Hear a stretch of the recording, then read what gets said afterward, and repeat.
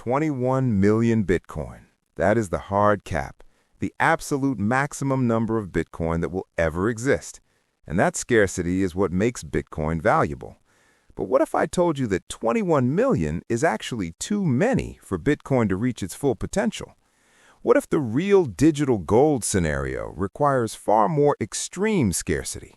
What if there was only 100 Bitcoin in the entire world? This is not a random thought experiment. This is about understanding what scarcity actually means at different scales. Because right now, with 19.99 million Bitcoin already mined and only 1.1 million left to go, we think Bitcoin is scarce. But compared to what? Compared to dollars being printed infinitely? Sure. But what if Bitcoin's supply was not measured in millions, but in hundreds? What would that world look like? Who would own them? What would they be worth? And most importantly, what does this teach us about the Bitcoin we actually have? Let me take you through this scenario, and I promise by the end, you will never look at Bitcoin's 21 million cap the same way again. First, let's establish the basics. Right now, Bitcoin is divisible down to 100 million units called Satoshis. One Bitcoin equals 100 million Satoshis. That divisibility is critical because it means even if Bitcoin becomes incredibly valuable, you can still transact in tiny fractions. You do not need to buy a whole Bitcoin. You can buy 0.00001 Bitcoin, or even smaller. Now imagine there are only 100 Bitcoin in existence. Not 21 million, 100 total. That is it, forever. No more will ever be created. The mining is done. The supply is locked. 100 Bitcoin to represent and facilitate all economic activity that might ever happen on the Bitcoin network. Immediately, the psychology changes. 21 million sounds like a lot. Even though intellectually we understand scarcity, 21 million feels abundant. There are only 8 billion people on Earth. If Bitcoin's supply is 21 million, that is enough for millions of people to own whole coins. It does not feel desperately rare. But 100? 100 total Bitcoin for 8 billion people? That is a completely different emotional and economic reality. Let's do the math. 8 billion people, 100 Bitcoin. If distributed equally, every person on Earth gets 0.000000125 Bitcoin. That is 1,250 Satoshis per person. In today's terms, if Bitcoin is $70,000, that is 8 cents worth of Bitcoin per human. 8 cents! That is not enough to buy anything meaningful. But here's the thing. In a world where only 100 Bitcoin exist, the value per Bitcoin would not be $70,000. It would be astronomically higher. Why? Because value is determined by supply and demand. If demand stays anywhere close to current levels, but supply drops from 21 million to 100, the price per Bitcoin must rise proportionally to reflect that scarcity. Let's be conservative. Current Bitcoin market cap is around $1.4 trillion at 70,000 per coin. If there were only 100 Bitcoin and the market cap stayed the same, each Bitcoin would be worth $14 billion. $14 billion per coin. But that is assuming demand stays the same. In reality, if Bitcoin supply dropped to 100, demand would likely increase because the scarcity would be so extreme that Bitcoin would immediately become the most valuable asset on Earth, not just per unit, in total. 100 coins at 14 billion each is $1.4 trillion. But scarcity psychology would drive that number much higher.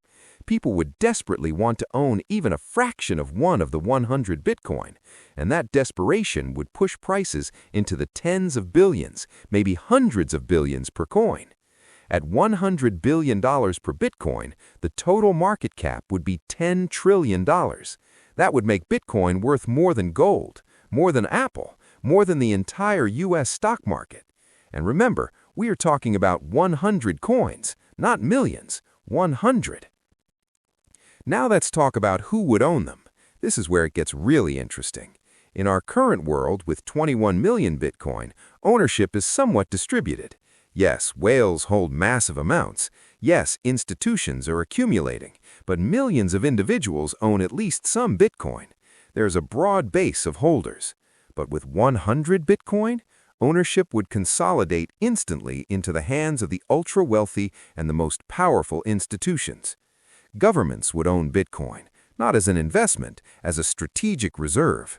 The United States might hold 10 Bitcoin, China might hold 10, the European Union might hold 5. These would be considered national treasures, literally, stored in the most secure vaults on Earth, guarded by military forces, because losing even 0.1 Bitcoin would be a national security disaster. Billionaires would own Bitcoin. Elon Musk might own 2. Jeff Bezos might own 1.5. The Saudi royal family might own 3, and they would never sell. Because in a world where only 100 Bitcoin exist, owning even a fraction of one coin puts you in an elite class that no amount of fiat currency can replicate. Fiat can be printed. Governments can create more dollars, more euros, more yen, but they cannot create more Bitcoin.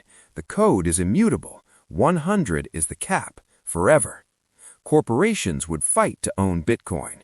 Apple, Microsoft, Google, they would allocate billions of dollars to acquire even 0.5 Bitcoin, because holding Bitcoin would signal to shareholders and the market that the company is forward-thinking, that it understands scarcity, that it has positioned itself in the new financial paradigm. Not owning Bitcoin would be seen as a strategic failure. And then there's the average person. In a 100 Bitcoin world, the average person owns nothing. Maybe if they're lucky, they own a few thousand Satoshis, but owning a whole Bitcoin? Impossible. Even owning 0.1 Bitcoin, which would be worth over $1 billion, is out of reach for 99.99% of humanity. Bitcoin becomes a wealth indicator, not a currency, not a means of exchange, a pure store of value accessible only to the ultra-elite. But here's where the divisibility matters. Even though whole Bitcoins are owned by governments and billionaires, the rest of humanity transacts in Satoshis. And because Bitcoin is divisible to 100 million units, those 100 Bitcoin contain 10 billion Satoshis.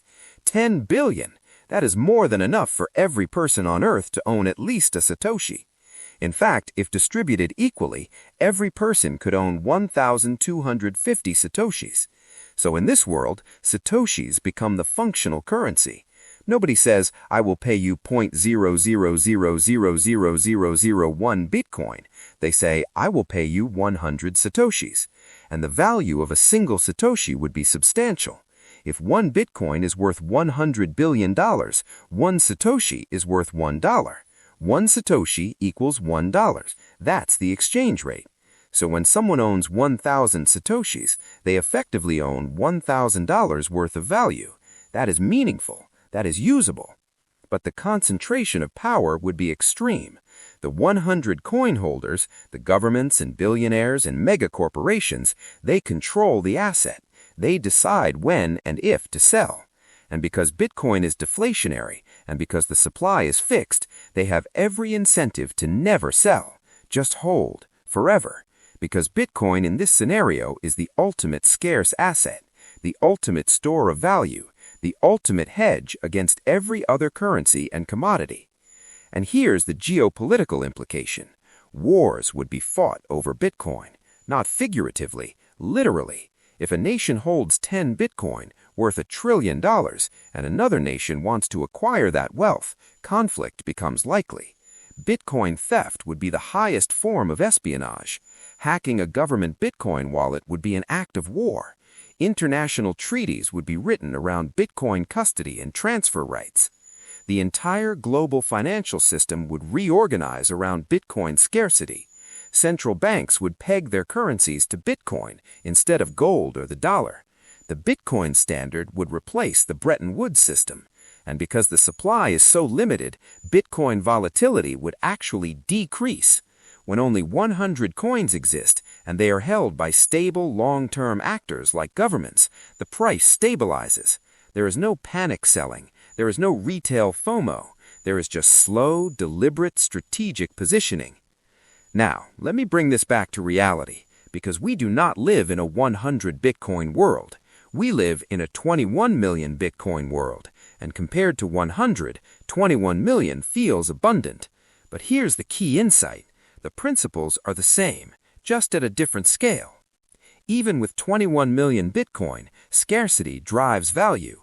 Even with 21 million Bitcoin, the wealthy and institutions are accumulating. Even with 21 million Bitcoin, governments are building strategic reserves.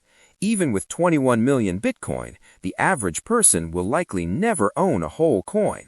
The dynamics of the 100 Bitcoin scenario are already playing out, just slower, just less extreme. But the trajectory is the same. As Bitcoin adoption increases, as institutions accumulate, as governments build reserves, the available supply for average individuals decreases. There might be 21 million Bitcoin in existence, but how many are actually available to buy? Millions are lost forever. Millions are held by long-term holders who will never sell. Millions are locked in corporate and government treasuries. The circulating supply available for regular people to buy is far less than 21 million. Some estimates suggest that only 3 to 4 million Bitcoin are actively circulating and available for purchase. 3 to 4 million, not 21 million. And as time goes on, that number shrinks, because every time someone buys Bitcoin and moves it to cold storage with a long-term hold mentality, that Bitcoin effectively leaves the circulating supply. It is not gone, it is just inaccessible, locked away, like the 100 Bitcoin scenario, but distributed across millions of wallets instead of 100. So what does this mean for you? It means the window to own even a fraction of a Bitcoin is closing. Not in 100 years when all 21 million are mined. Now, in real time, because the functional available supply is already scarce.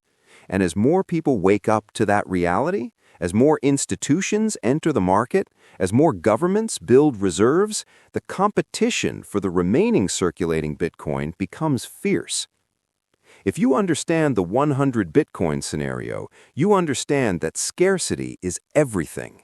And you understand that 21 million, while larger than 100, is still infinitesimally small on a global scale. There are 195 countries. If each country wants to hold just 100,000 Bitcoin in reserve, that is 19.5 million Bitcoin, almost the entire supply, held by governments alone, leaving 0.5 million for everyone else. Corporations, billionaires, institutions, regular people, all competing for 0.5 million coins. That is the future we are heading toward. Not a 100 Bitcoin world, but a world where the functional available supply of Bitcoin approaches 100 Bitcoin levels of scarcity. Because even though 21 million exist, the vast majority are locked away, inaccessible, held by entities that will never sell. The thought experiment of 100 Bitcoin is not about imagining an alternate reality. It is about understanding the reality we are already in.